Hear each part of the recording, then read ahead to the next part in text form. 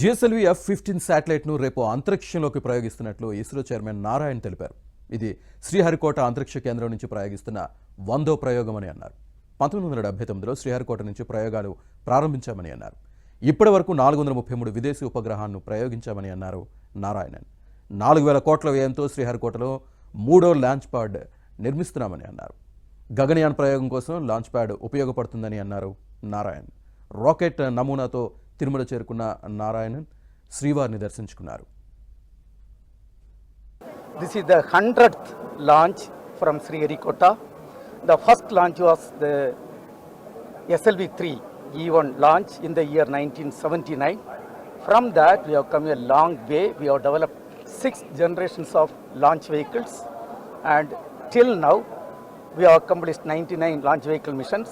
And tomorrow morning, we are going to successfully accomplish the 100th launch vehicle mission